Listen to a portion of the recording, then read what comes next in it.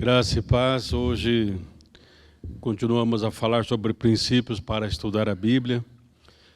E hoje vamos ver respostas às perguntas que fazemos. Professor, tem autores, que diz que a Bíblia seria como o manual do fabricante, né? Isso. Então, se nós queremos algumas respostas, é lógico que a Bíblia ela não traz muitas vezes assim claramente, aquela resposta, mas ao analisarmos os contextos e nós percebemos realmente por que nós fomos criados, qual o princípio de Deus para nossas vidas, né? É isso mesmo, pastor. Hoje, inclusive, já que está falando em respostas, nós fizemos aqui uma seleção de perguntas que as pessoas fazem, né? E as respostas não são respostas quadradinhas, como no manual, às vezes você tem a instrução detalhada, mas elas nos dão assim um encaminhamento para estas questões, né? E a primeira questão que eu selecionei aqui, pastor, é esta: poderemos, através do exame das Escrituras, alcançar um pleno conhecimento de Deus? E em relação a essa questão, eu vejo assim, às vezes, pastor, a gente assim, começa a ler e começa a se achar o bicho da goiaba. Fala, pô, eu tô sabendo bastante já.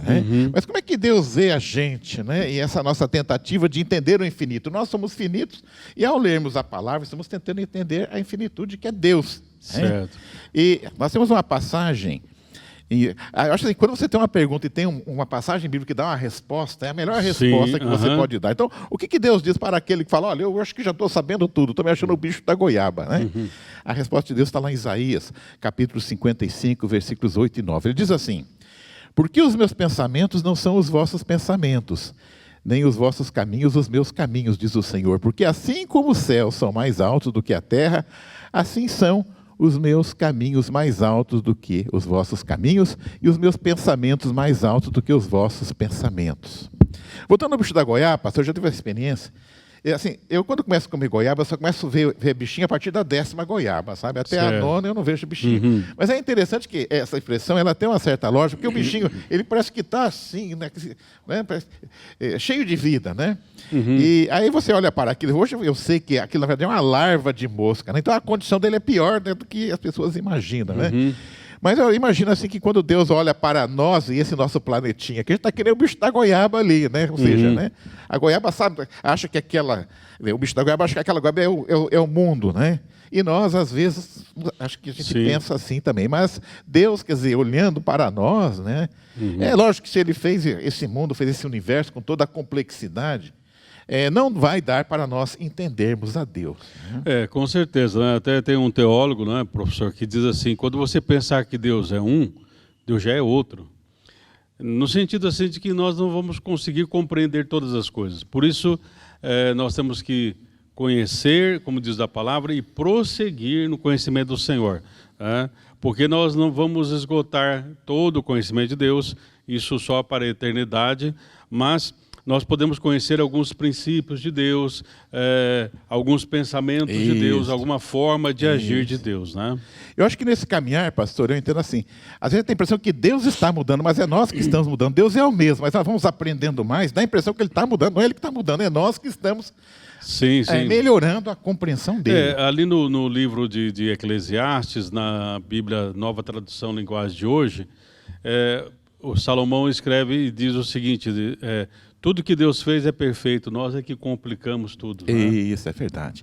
Bom, existem 3 questões que não são questões ligadas diretamente à Bíblia, mas são questões que todos nós fazemos, pastor, e que elas são muito discutidas na filosofia. As questões todos já conhecem. A questão quem somos nós, de onde viemos e para onde vamos? Será que a Bíblia responde a estas questões? Começamos então com a primeira aqui, pastor. Sim. De onde viemos, Essa é uma boa pergunta.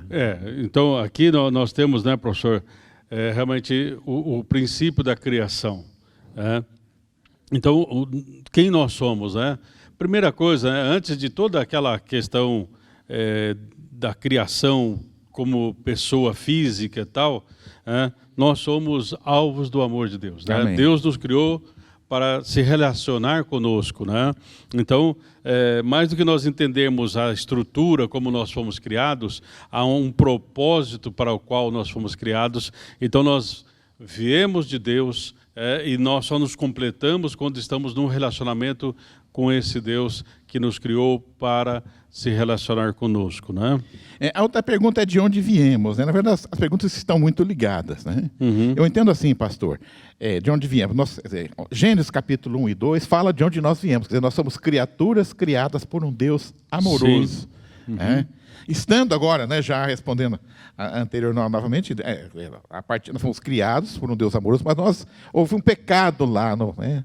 E por esse pecado, o pecado entrou no mundo. Então, a partir de Adão, nós nos tornamos, então, criaturas muito dependentes da graça de Deus. Sim, e aí que está, né? Como nós fomos criados por Deus e viemos da parte de Deus, mais do que o pó da terra, né? Porque nós fomos formados, diz ali em Gênesis, o pó da terra e tal, nós temos que entender que Deus soprou sobre o ser humano esse fôlego de vida, e algumas traduções falam em fôlegos de vidas, no sentido de que o ser humano ele é muito mais do que apenas a parte física, mas existe uma parte espiritual, né? E essa parte espiritual que, infelizmente, por causa do pecado, se distanciou de Deus, né? Mas, como diz Santo Agostinho, o ser humano ainda tem dentro de si a centelha divina.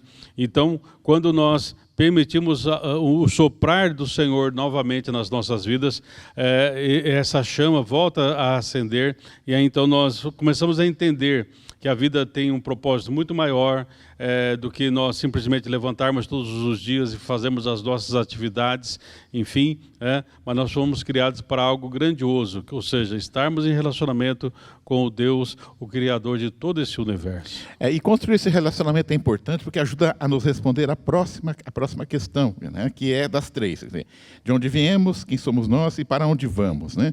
Nesse para onde vamos, eu entendo assim, do ponto de vista bíblico, todos nós vamos ter um encontro com Jesus, um encontro com Ele, né? Mesmo os ímpios terão esse encontro também, eu entendo assim. Com certeza. Porque, lá em Mateus 25, né, Jesus ele vai dizer assim, lá no 25:35, né? Alguns ouvirão isto dele, né? Vinde a mim, bendito de meu Pai, para o lar que vos preparei desde a fundação do mundo, né? Então, parte vai ouvir isso, mas parte vai ouvir também o que está no versículo 41. Apartai-vos de mim, malditos, para o fogo eterno, preparado para o diabo e seus anjos. Esse é um princípio, né, professor, que nós temos na Palavra de Deus, que é o seguinte, né? Na verdade, nós vamos viver eternamente. E quando a gente fala nós, estamos dizendo todos, os que creem e os que não creem. Agora, há uma canção antiga que diz assim, onde você vai passar a sua eternidade? Responda que eu quero saber. Então, nós podemos passar uma eternidade com Deus ou uma eternidade sem Deus. Então, essa eternidade sem Deus é o que nós chamamos de inferno, ou seja, uma separação total da presença de Deus. Então, vamos viver eternamente? Sim, todos nós vamos. Mas de que lado nós estaremos, né? Então, o objetivo e o propósito de Deus é que nós sejamos levados realmente para estarmos com Ele a todo momento, a todo instante. O inferno ou essa eternidade sem Deus não foi criada para nós. Como até o texto diz, ele foi preparado para o diabo e os anjos caídos. Eu me lembro, pastor, quando eu fazia cursinho vestibular, né, a gente ouvia o resultado da lista de aprovados no rádio, na época era rádio, né? Então, assim, lá no cursinho, você reunia todo o pessoal ouvindo atentos. Agora, a lista dos aprovados do curso tal. Aí começava, né? Aí você via pessoas gritando, né, assim, né? E outros chorando, né? Então, quer dizer, eu entendo que essa questão aqui do para onde vamos, quer dizer, vai ter uma chamada, né? E se você não tiver na lista de aprovados, vai ser exatamente como acontece lá no cursinho, quando o pessoal se reúne, ou para chorar, ou para comemorar. Os que serão chamados por Deus vai para aqui a fila A e os outros para a fila B. Isso. Nesse B aí, então, aí que começa, né? Só que aí, professor, quando a Bíblia diz, né, que todo joelho se dobrará e toda língua confessará que Jesus Cristo é o Senhor. Esse confessar vai ser feito por todos, mas independente do confessar, para alguns já será tarde demais. Esse confessar não será um confessar de confiança, de fé, mas o reconhecimento de que estavam errados e que Jesus realmente é o Senhor. Então, antes de chegar esse dia, né, que todo o joelho se dobrará, se faz necessário que nós possamos dobrar nossos joelhos agora, espontaneamente, e reconhecer que Jesus Cristo é o Senhor. Pastor, eu entendo assim, a presença de Deus nesse dia vai ser algo tão marcante que você vai tremer nas pernas e você vai se ajoelhar, porque não vai sustentar o seu corpo. A perna vai tremer tanto que você vai se ajoelhar. Eu lembro lá em Apocalipse, logo no início, quando João tem uma visão, ele cai, ele desmaia lá, e Deus vai lá, Jesus vai lá e chama ele, né? Mas assim, eu entendi, ele era corajoso, ele ficou aos pés da cruz quando Jesus foi crucificado. Então assim, eu acredito que vai ser uma coisa tão marcante, que vai impactar. Essa presença vai impactar Com tanto certeza. que você vai se ajoelhar, porque o seu joelho não vai sustentar o seu corpo. Quando nós lemos lá no Antigo Testamento, na inauguração do templo que Salomão havia feito, diz que a glória de Deus foi tão intensa ali que os sacerdotes não conseguiam ficar em pé. Então essa glória porque a palavra glória também significa peso, né? Então haverá um peso de presença de Deus, né, no qual o ser humano realmente tende a dobrar os joelhos e aí confessar, né? Aqui nós vemos então de onde viemos, o que somos, para onde vamos, né? Dentro desse contexto então surge uma pergunta aqui muito importante, né? Qual é o sentido da vida, né? Essa é uma pergunta. A Bíblia tem essa resposta, pastor? Sim, sim. A Bíblia ela diz assim, professor, que nós fomos criados para o louvor da glória de Deus. Então todo o nosso ser, ele tem que se voltar inteiramente para Deus. Tá? Então a vida cristã não é uma vida onde eu vou me dar bem. E esse é um grande engano que muitas pessoas pensam, não é? Porque, infelizmente, a gente já ouviu isso, olha, vai para a igreja que tudo vai dar certo, vai para a igreja que você vai prosperar, vai para a igreja que isso vai acontecer, curas vão acontecer, enfim. Nós podemos dizer que, realmente, quando você vai para a vida da igreja, muitas coisas podem acontecer. Mas o objetivo maior, onde nós encontramos a nossa plena satisfação, é realmente quando nós estamos em adoração a Deus, reconhecendo Ele em todos os nossos caminhos. O apóstolo Paulo é um exemplo básico disso, né, professor? Porque ele era um doutor da lei, ele era uma pessoa estudada, ele era uma pessoa muito religiosa, mas quando ele teve um encontro com Jesus, ele falou assim, tudo que eu achava que era importante, agora eu deixo de lado diante da sublimidade da revelação de Jesus. Então, uma das coisas que nós temos que entender, né, é que o sentido da vida passa quando nós encontramos o Senhor, o autor da vida. Sem esse contato com o Senhor e o autor da vida, nós vamos tentar nos preencher de qualquer outras coisas. E nesse preencher, como diz o profeta, né, são cisternas rotas. Ou seja, por mais que você tente reter, sempre haverá uma falta. E essa falta é a ausência de Deus. Quando há presença de Deus, nós nos tornamos seres completos. Eu entendo, pastor, nessa questão do sentido da vida. Em Adão, quando ele peca, né, ele come do fruto da árvore proibida, a vida deixa de ter sentido para nós em Adão. Sim. E isso está lá em Romanos 3:23, que diz assim, porque todos pecaram e carecem a glória de Deus. Ou seja, sim, Deus é justo. Você errou, então você vai ser condenado. Mas Deus é amor e quer te salvar. Sim. Então, eu vejo assim, Jesus vem a resolver esse dilema, né? Quer dizer, Deus diz, olha, você é pecador, né?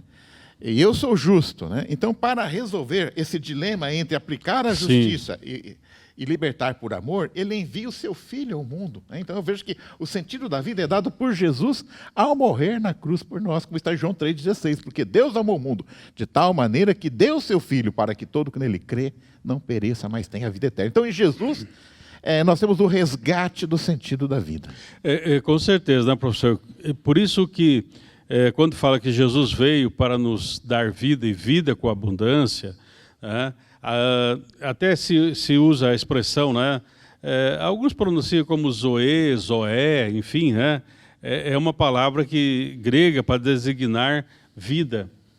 Só que nós podemos dizer que essa expressão zoe ou zoé, ela tem mais de 20 qualificadoras, ou seja, ela tem mais de 20 expressões que estão relacionadas a ela. Não é só vida, mas é alegria, é paz, é satisfação, é consolo, é percepção da vida, é a capacidade de se doar em relação ao outro, é capaz de amar a Deus acima de todas as coisas, mas olhar para o próximo como a si mesmo. Enfim, é uma qualidade sobrenatural de vida que traz para nós, como eu já tenho afirmado, plena satisfação, porque aí aquilo que você pensa que falta, na verdade não falta, porque tem em Cristo. Por isso nós temos lá, na tradução, né, do Salmo 23, alguns autores colocam, né, alguns intérpretes, diz assim, o Senhor é meu pastor, de nada terei falta. Ou seja, mesmo que talvez eu não tenha todas as coisas, mas aquilo não vai fazer falta, porque o Senhor, Ele me satisfaz plenamente em todas as áreas, né? Amém, amém. Pastor, até aqui nós falamos então, assim, né, de questões mais gerais, né? Se a vida tem, qual é o sentido da vida, né? Deus, né, através de Jesus, fazendo com que nós tenhamos aqui um propósito para viver agora, né? Mas daí a gente vai para o dia a dia, né? E eu trago aqui uma questão mais arroz com feijão, digamos assim. A pergunta é, a Bíblia traz soluções para o nosso dia a dia? Como é que o senhor vê isso, pastor? Tem solução também? Quer dizer, nós temos a solução principal, que é a nossa salvação em Deus. Sim. E o dia a dia? É o seguinte, então, assim, a Bíblia, nós podemos primeiramente responder, ela traz solução para os problemas da vida? Não. Não para todos. Porque existem certos problemas que não têm solução. Ou seja, diante de uma morte, uma pessoa querida, né, nesse tempo de pandemia, muitas pessoas queridas nos deixaram, não tem. Mas a Bíblia vai trazer uma solução no sentido de inspiração, de esperança, de alegria, que vai nos permitir caminharmos apesar dessas dores, porque nós estaremos olhando a vida de uma perspectiva de eternidade e não de momentos transitórios, como a vida, na verdade, ela é. Porque a Bíblia diz que a vida é como um vapor que sobe e logo desaparece. Essa é a vida humana, mas agora nós recebemos uma vida divina. Então, para aquelas pessoas que morreram em Cristo, nós nunca dizemos adeus. Nós sempre dizemos um até logo, né? Quando você falou que a vida é um vapor aqui, né, eu lembrei aqui de Salmos, capítulo 90, versículo 12, que diz assim, ensina-nos a contar os nossos dias de tal maneira que alcancemos corações sábios. Então, a ideia do ensinar aqui a contar dias, se nós interpretarmos aqui, professor, não é eu vou contar os meus dias, 1, 2, 3, 4, não é contar nesse sentido, mas Senhor, me ensina a viver realmente cada dia, para que eu tenha um coração sábio, para que eu possa trabalhar esses dilemas da vida.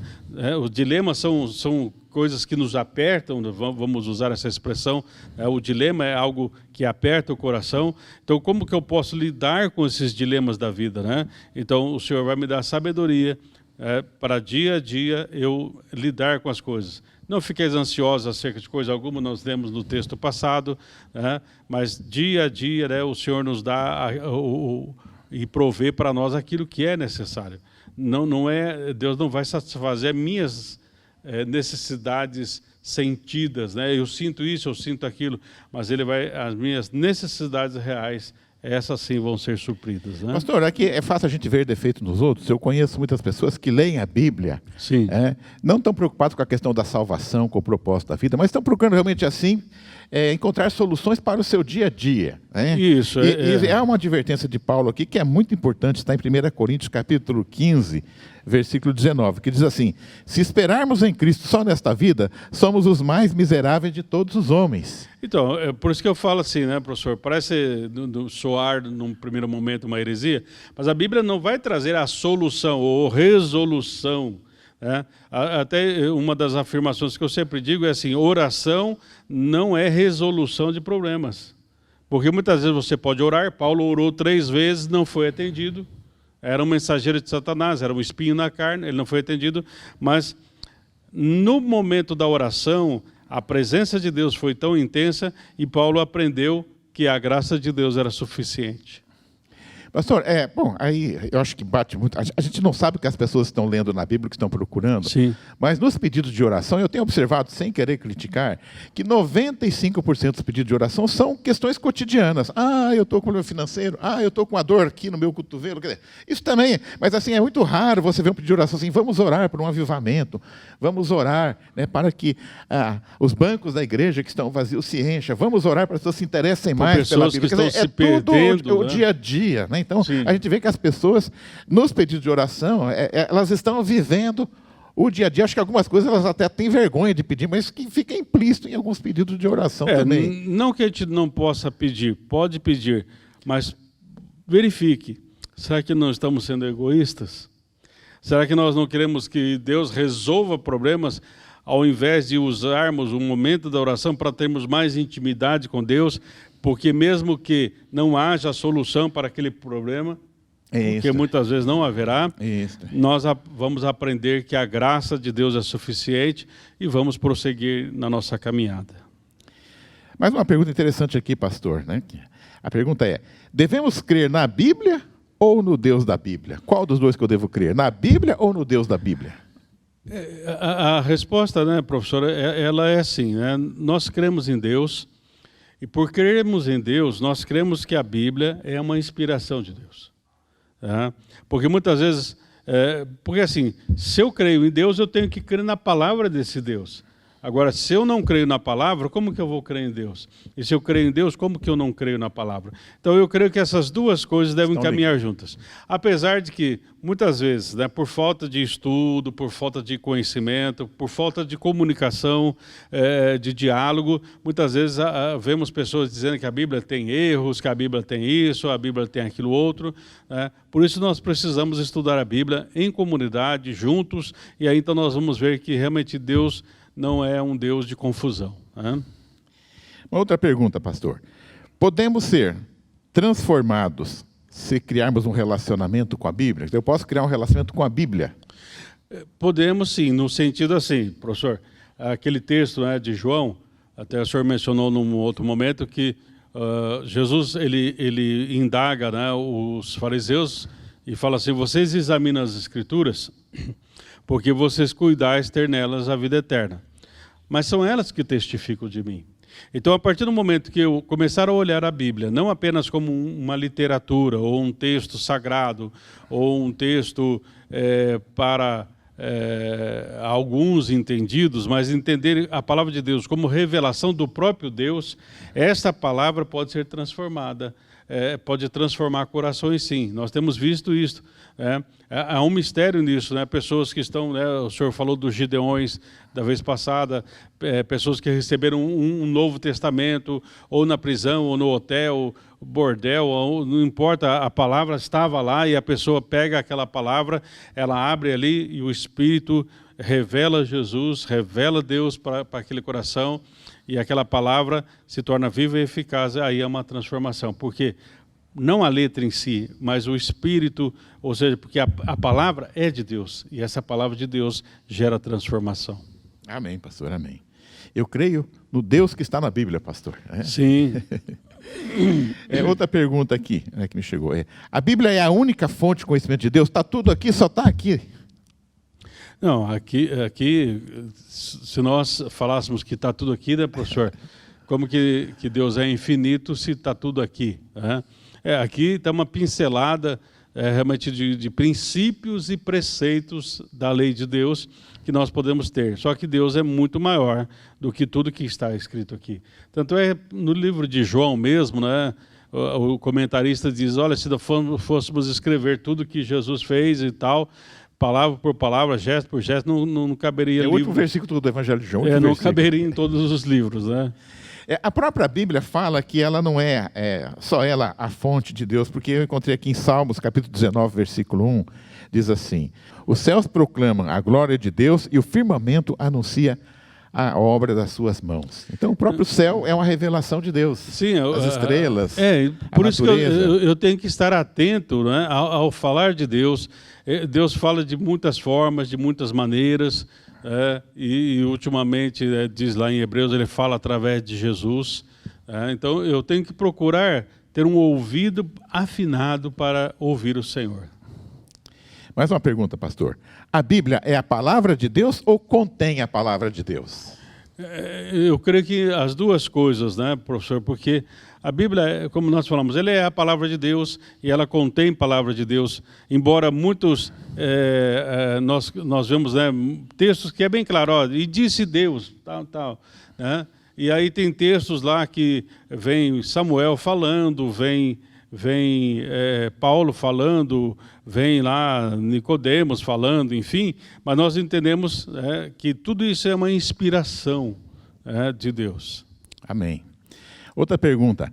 É relevante a memorização de palavras bíblicas? Algumas denominações fazem até concursos assim, sim, né? Sim. Em relação a isso. Como é que o pastor vê essa questão de memorizar livros inteiros, textos inteiros? Eu vejo assim, né, professor, que se a pessoa tem capacidade, facilidade, eu já afirmei que eu não tenho essa facilidade, faça, né? Faça, memorize realmente a palavra, né?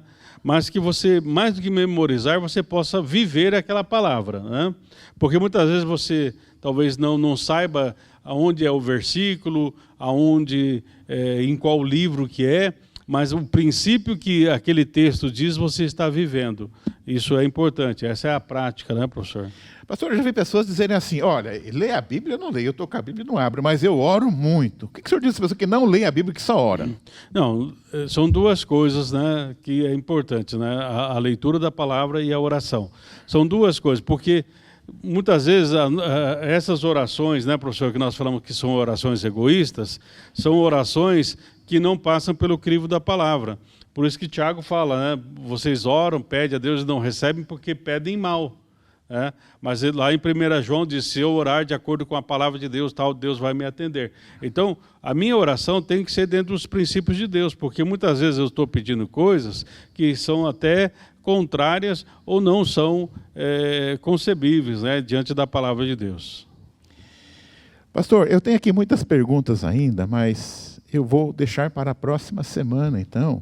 Mas assim, eu gostei das respostas que o senhor deu aqui. São perguntas que eu fui selecionando aqui, que pessoas fazem, né, ou coisas que a gente observa. A gente vê que o mais importante aqui, pastor, eu vejo assim, né, é fazermos uma leitura da palavra de Deus, sabendo que Deus está aqui, né? Com certeza. E que nós temos que fazer uma leitura com muito cuidado, com muito espírito de oração, com muita humildade. Ao fazermos isto, o Deus que está na Bíblia, ele irá nos revelar. Porque a Bíblia em si pode ser até uma literatura, digamos assim, né? Mas quando lemos com esse espírito de examinar, né, com humildade, o Deus se revela a nós e nós aprendemos aqui que a figura central, pelo menos para mim, é Jesus Cristo. Ele é o centro da Bíblia. Com certeza.